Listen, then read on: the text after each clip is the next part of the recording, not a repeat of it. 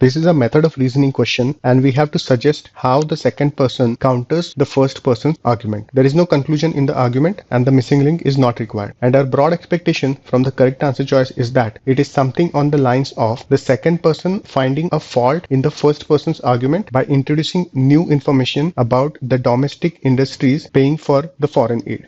Let's look at the answer choices.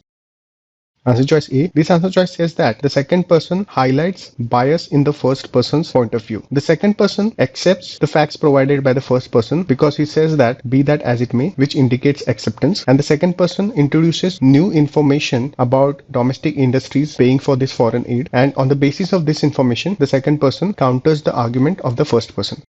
However, the dialogue does not suggest that the second person finds the first person's point of view biased. So this answer choice, which talks about such a bias, cannot be inferred from the argument. So let's eliminate this answer choice. Answer choice B. This answer choice states that the second person challenges the truth in the factual statements of the first person's conclusion. The dialogue mentions that the second person states that be that as it may, which indicates that the second person accepts the facts provided by the first person. So it is incorrect to state that the second person challenges the truth in the factual statements of the first person. So let's eliminate this answer choice.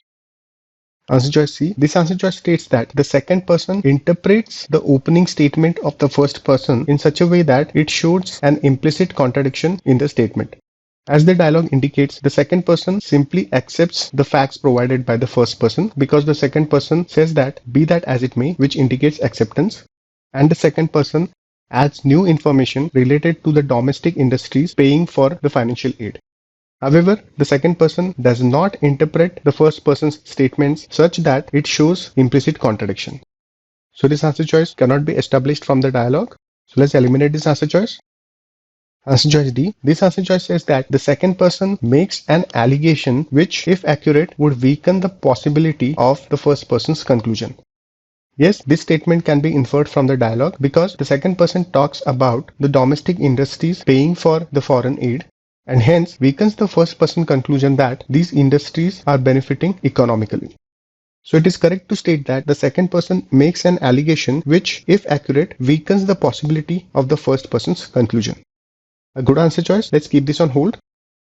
Answer choice E. This answer choice states that the second person argues that the first person too narrowly restricts the discussion to the economic effects of foreign aid. The dialogue indicates that the first person's conclusion is that the industries are benefiting economically, and the second person's allegation that the industries are the ones that are paying for this foreign aid. So it can be inferred that economic concerns are at the center of the first person's argument as well as the second person's argument. So it is incorrect to state that the second person argues that the diplomat narrowly focuses the discussion to economic considerations. So let's eliminate this answer choice. D is the correct answer choice.